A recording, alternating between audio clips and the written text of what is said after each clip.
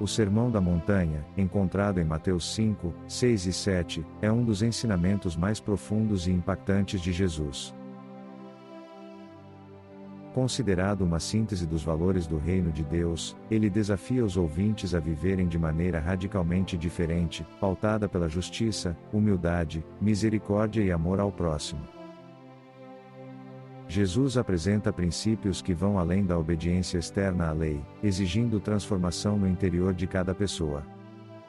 Através de suas palavras, somos convidados a refletir sobre como nossa vida deve espelhar os valores do reino em cada pensamento, atitude e relacionamento.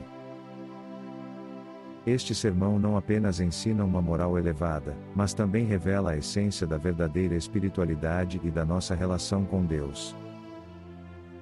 O Sermão da Montanha, Mateus 5, 6 e 7. Mateus 5, 1 a 12. As bem-aventuranças.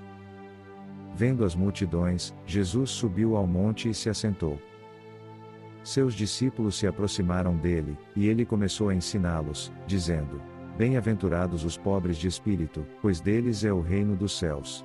Bem-aventurados os que choram, pois serão consolados. Bem-aventurados os mansos, pois herdarão a terra. Bem-aventurados os que têm fome e sede de justiça, pois serão satisfeitos. Bem-aventurados os misericordiosos, pois obterão misericórdia. Bem-aventurados os puros de coração, pois verão a Deus. Bem-aventurados os pacificadores, pois serão chamados filhos de Deus. Bem-aventurados os perseguidos por causa da justiça, pois deles é o reino dos céus. Bem-aventurados serão vocês quando, por minha causa, os insultarem, perseguirem e levantarem todo tipo de calúnia contra vocês. Alegrem-se e exultem, porque grande é a recompensa de vocês nos céus, pois da mesma forma perseguiram os profetas que viveram antes de vocês. Mateus 5, 13 a 16. Sal e luz. Vocês são o sal da terra. Mas se o sal perder o seu sabor, como restaurá-lo? Não servirá para nada, exceto para ser jogado fora e pisado pelos homens. Vocês são a luz do mundo. Não se pode esconder uma cidade construída sobre um monte. E, quando se acende uma candeia, não se coloca debaixo de uma vasilha. Ao contrário, coloca-se no lugar apropriado, e assim ilumina a todos os que estão na casa. Assim brilhe a luz de vocês diante dos homens, para que vejam as suas boas obras e glorifiquem ao Pai de vocês, que está nos céus. Mateus 5, 17 a 48. O cumprimento da lei. Não pensem que vim abolir a lei ou os profetas. Não vim para abolir, mas para cumprir. Digo a verdade: enquanto existirem céus e terra, de forma alguma desaparecerá da lei a menor letra ou o menor traço, até que tudo se cumpra. Mateus 6. Piedade e devoção sincera. Jesus continua ensinando sobre a esmola, a oração e o jejum, encorajando a sinceridade e advertindo contra a hipocrisia. Ele ensina a oração do Pai Nosso e reforça a importância de buscar o reino de Deus em primeiro lugar. Mateus 7. Discernimento, julgamento e oração. Ele adverte contra o julgamento injusto e enfatiza a necessidade de discernimento. Jesus encerra o sermão com a famosa parábola das duas casas, ressaltando a importância de não apenas ouvir, mas praticar. 1.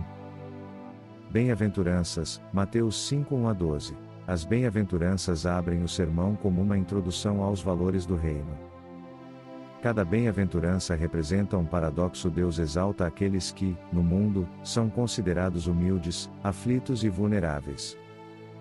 Jesus apresenta a humildade, a misericórdia e a busca pela justiça como caminhos para a verdadeira bem-aventurança.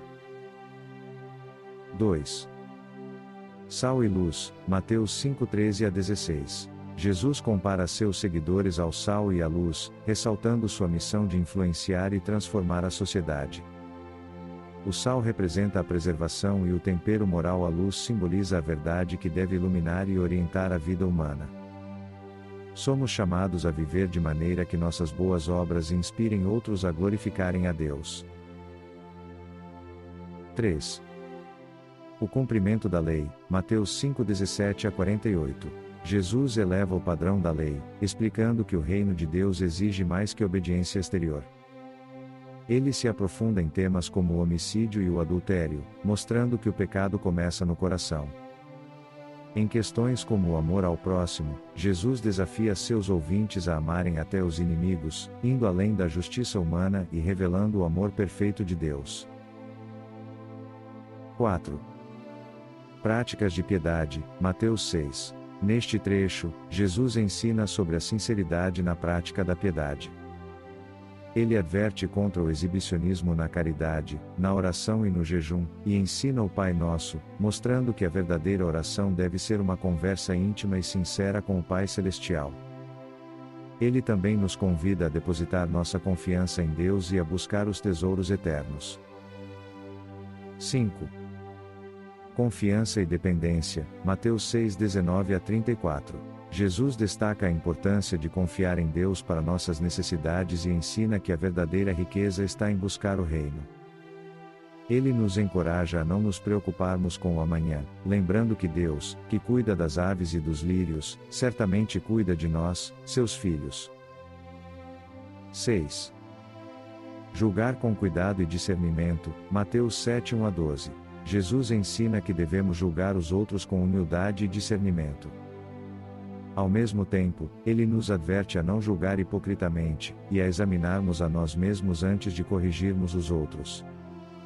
Ele ainda ensina sobre a importância da oração persistente e confiante, encorajando-nos a pedir, buscar e bater. 7. A escolha do caminho, Mateus 7:13-29. Jesus finaliza o sermão com um chamado à decisão: devemos escolher o caminho estreito, que leva à vida, e não o caminho largo, que leva à destruição. Ele alerta sobre os falsos profetas e conclui com a parábola das duas casas. Aqueles que ouvem e praticam suas palavras são comparados a uma casa firmada na rocha, que resiste às tempestades. Aqueles que ouvem, mas não praticam, são como uma casa construída na areia. O Sermão da Montanha é um chamado à verdadeira vida no reino de Deus. Ele nos lembra que, além de praticar os mandamentos, devemos viver com um coração alinhado com os valores divinos, buscando a Deus em tudo. Suas palavras nos desafiam a amar, perdoar e viver em paz, sempre confiantes na provisão e na justiça de Deus. Ao meditar neste sermão, somos convidados a refletir sobre nossa caminhada espiritual e a buscar, cada vez mais, a imagem de Cristo em nós.